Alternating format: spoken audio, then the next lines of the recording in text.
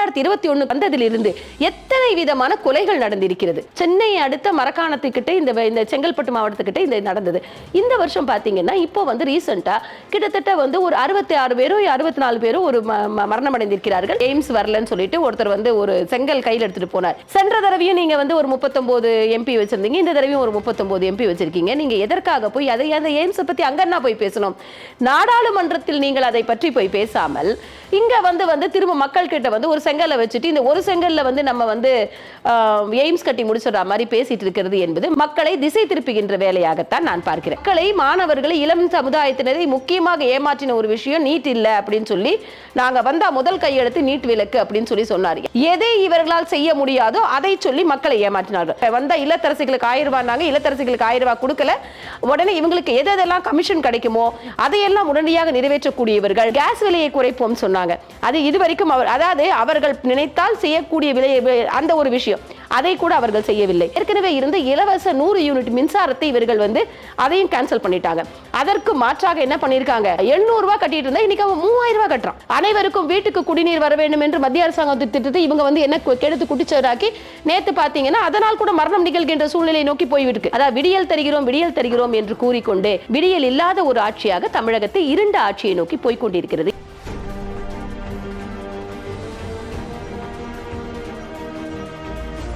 மேட்பாக்ஸ் நேயர்கள் அனைவர் மீதும் சாந்தியும் சமாதானமும் உண்டாவதாக.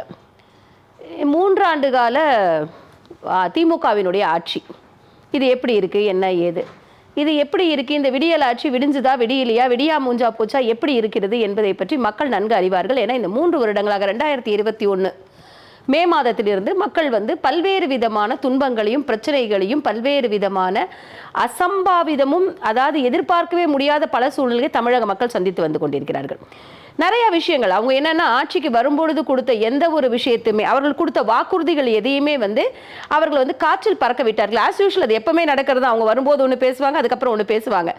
இவங்க என்ன பேசினாங்க, நிறைய விஷயங்கள் பேசினாங்க. ஒரு செங்கல்ல கையில் எடுத்துக்கிட்டு இந்த மாதிரி எய்ம்ஸ் வரலன்னு சொல்லிட்டு ஒருத்தர் ஒரு செங்கல் கையில் எடுத்துட்டு போனார். எப்பவுமே எந்த ஒரு விஷயமுமே ஆட்சி உங்களிடம் வந்தபோது நீங்கள் அதுக்கு என்ன நோக்கி எடுத்து சென்று கொண்டிருக்கிறீர்கள் என்பதை பார்க்க வேண்டும். சென்ற தடவையும் நீங்க ஒரு 39 எம்பி வச்சிருந்தீங்க, இந்த தடவையும் ஒரு 39 எம்பி வச்சிருக்கீங்க. நீங்க எதற்காக போய் அதை அந்த எய்ம்ஸ் பத்தி அங்கன்னா போய் பேசணும்?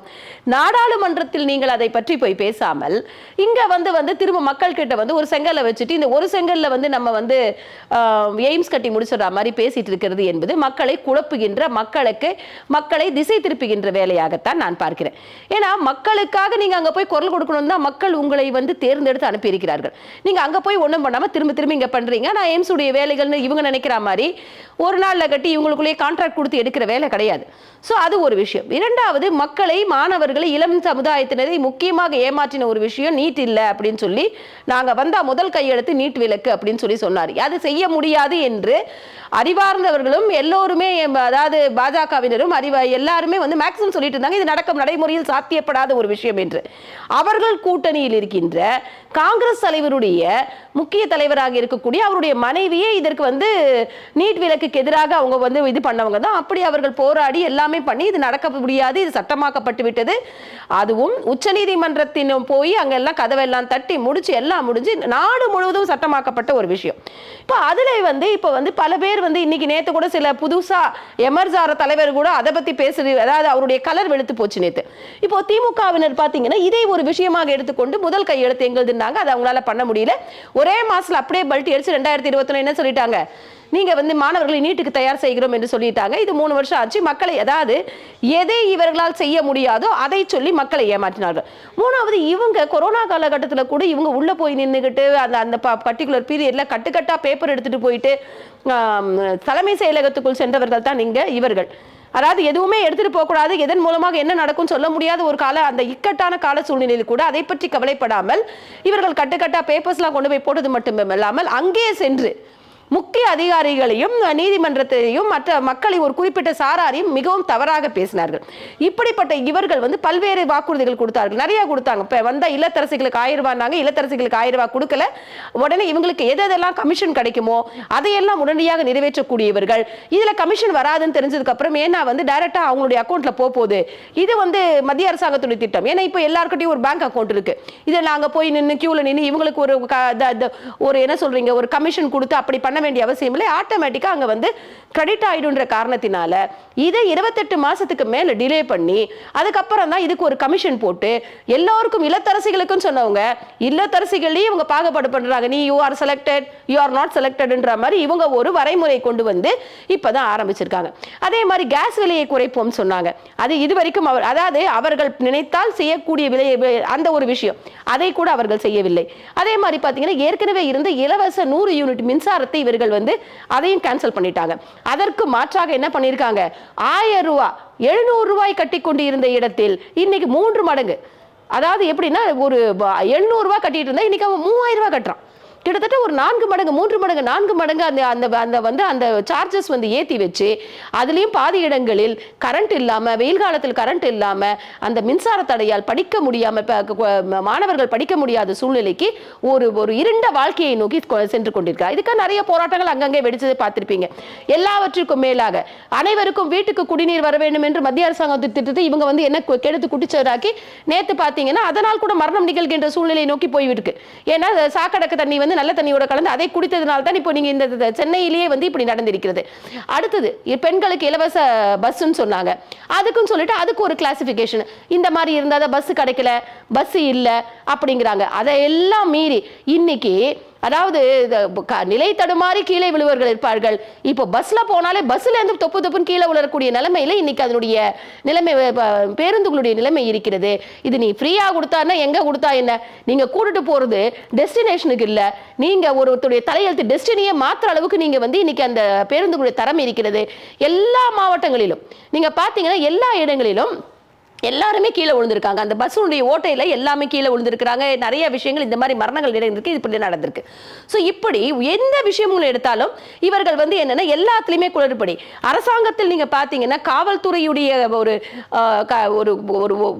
கட்டுப்பாட்டு இல்லாத காரணத்தினால, இல்லை அவர்கள் அரசாங்க அதிகாரிகளாலோ இல்லை அதிகார வர்க்கத்தினராலோ கட்டுப்படுத்தப்படுகின்ற காரணத்தினாலோ என்னமோ தெரியல, கிட்டத்தட்ட இவர்கள் 2021க்கு வந்ததிலிருந்து எத்தனை விதமான கொலைகள் நடந்திருக்கிறது. அதாவது அது சமூகத்திற்காக நடந்திருக்கலாம், மற்ற விஷயத்துக்கு நடந்திருக்கலாம், அதாவது ஏதாவது சமூக விரோதிகளாலோ இல்லை எதுவாக இருந்தாலும் அதிகபட்சமான கொலைகள், அது குறிப்பாக திருநெல்வேலி மாவட்டத்தில் அதிகபட்சமாக கொலைகள் வந்து நடந்திருக்கிறது. ஸோ இப்படி பார்த்தீங்கன்னா நாட்டில் வந்து இன்னைக்கு வந்து சட்டம் ஒழுங்கு எப்படி இருக்கிறது என்ற ஒரு கேள்விக்குறியை கொண்டு வந்து விட்டுருக்காங்க. எல்லாத்துக்கும் மேல மக்களுக்கு தேவையான உணவுப் பொருட்களை கொடுக்கக்கூடிய ரேஷன், அந்த ரேஷனை நீங்க பார்த்தீங்கன்னா பொங்கலுக்கு வந்து இவங்க வந்து தொகுப்பு கொடுக்குறோன்னு சொல்லிட்டு அந்த பொங்கல் தொகுப்பு வந்து சரியா இல்லைன்னு சொன்ன ஒருத்தரை வந்து இதே திருவள்ளூர் மாவட்டத்தில் வந்து அவரை வந்து ஸ்டேஷன்ல பிடிச்சிட்டு ஏன் சொன்னார், அதாவது இந்த தொகுப்பு சரியில்லை அப்படின்னு ஒரு கம்ப்ளைண்ட் பண்ண காரணத்தினால, அதை பற்றி பேசிய காரணத்தினால் அவர் வந்து அங்கே வந்து கொல்லப்படுகிறார். இப்படிப்பட்ட சூழ்நிலை யாருமே கேள்வி கேட்கக்கூடாது, யாருமே எதுவுமே அவர்களை பற்றி ஒரு தவறாக எதுவுமே பேசினாலும் அவர்கள் செய்த தவறை சுட்டி காட்டினால் அங்கே அவர்களுக்கு அவருடைய உயிருக்கே உலை வைக்கக்கூடிய அளவில் பல விஷயங்கள் நடந்து கொண்டிருக்கிறது. ஸோ இதுதான் இன்றைய தமிழகத்தினுடைய நிலைமையாகி இருக்கிறது. இதுல இப்போ என்னன்னு பார்த்தீங்கன்னா கொடுத்திருந்த அனைத்து வகையான பெண்களுக்கு கொடுத்திருந்த தாலிக்கு தங்கம் திட்டத்தை இவர்கள் வெளியில் எடுத்து விட்டார்கள். அதே மாதிரி பார்த்தீங்கன்னா இப்போ இந்த கடந்த 3 ஆண்டுகளில் வந்து இந்த மாதிரி அவர்களுக்கு வாகனங்களுக்கு, பெண்களுக்குரிய வாகனங்களுக்கு கொடுக்கப்பட்ட இது கூட நிறுத்தப்பட்டிருக்கிறது. யாருக்கும் ஸ்கூட்டி போன்ற வாகனங்கள் கொடுக்கப்பட்டதா தெரியல. இப்படி குளறுபடிகளால் நிறைந்த ஒரு அரசாங்கமாகத்தான் இன்றைய அரசாங்கம் இருக்கிறது. அரசாங்க அதிகாரிகளுக்குள்ளேயே கூட பார்த்தீங்கன்னா கூட மாறுபட்ட முரண்பட்ட கருத்துக்கள் இருக்கிறது. காவல்துறையை கையில் வைத்திருக்கின்ற முதல்வர் அண்ணன் ஸ்டாலின் அவர்களுடைய கட்டுப்பாட்டில் காவல்துறை இருக்கிறதா என்ற ஒரு கேள்வியை கூட உண்டாக்கி இருக்கிறது. அங்கேயும் பார்த்தீங்கன்னா சீனியர் ஆபீசர்ஸ் பல்வேறு விதமான ஆர்டர்ஸ் போட்டுட்டு இருக்காங்க. ஒரு 3 months 4 months ஒரு தடவை அந்த அதிகாரிகள் மாற்றப்பட்டு கொண்டிருக்கிறார். அப்போ அவர்களுடைய வேலைக்கு வந்து என்ன நிரந்தரமா இருக்கு, அவர்கள் என்ன அங்க செய்ய முடியும் தெரியல. ஒரு 3 மாசம் 4 மாசத்துல ஒரு துறையிலிருந்து ஒருத்தர் மாற்றப்படும் போது அந்த துறையை பற்றிய தெளிவான ஒரு அந்த இன்டெப்தா அவங்க அதுக்குள்ள போறதுக்குள்ள அவங்க உடனே மாற்றப்படுகிறார்கள். ஸோ திட்டங்கள் வந்து கிடப்பில் போடக்கூடிய ஒரு சூழ்நிலைகள் நடந்து கொண்டிருக்கிறது. இது எல்லாவற்றுக்கும் மேலாக விஷ சாராய சாவு இப்போ வந்து அது ரொம்ப முக்கியமான ஒரு விஷயமா இருக்கு. ஏற்கனவே சாராயத்தை கவர்மெண்ட் வைக்கிறது, அதிமுகவா இருக்கட்டும் திமுகவாக இருக்கட்டும் யாராக இருந்தாலும் இவங்க வந்து கண்டிப்பாக இவங்க வந்து டாஸ்மாக விட போறதில்லை. அதை குறைங்க, அதை வந்து சில இடங்களில் மட்டும் வையுங்கள், அதற்குரிய கட்டுப்பாடுகளை கொண்டு வாருங்கள் என்பதுதான் திராவிட முன்னேற்ற கழக அரசிடம் மக்கள் எதிர்பார்த்த ஒரு விஷயமாக இருந்தது. ஏன்னா அவங்க ரொம்ப போராடினாங்க. எங்களுடைய அண்ணன் வந்தா ஒரு சொட்டு சாராயம் கூட தமிழகத்தில் இருக்காது என்று சகோதரி கனிமொழி அவர்கள் வந்து ரொம்ப அறுதியிட்டு கூறினார்கள்.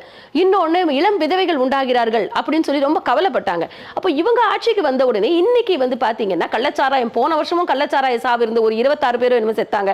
இதே சென்னை அடுத்த மரக்காணத்தில், ரொம்ப உள்ளுக்குள்ள ரூரல்ல இருந்தா கூட இந்த கட்டுப்பாடு அவங்க ஏதோ என்ன சொல்ல, சென்னை அடுத்த மரக்காணத்துக்கிட்ட இந்த செங்கல்பட்டு மாவட்டத்துக்கிட்ட இந்த நடந்தது. இந்த வருஷம் பார்த்தீங்கன்னா இப்போ வந்து ரீசெண்டா கிட்டத்தட்ட வந்து ஒரு 66 பேரோ 64 பேரோ ஒரு மரணம் அடைந்திருக்கிறார்கள்.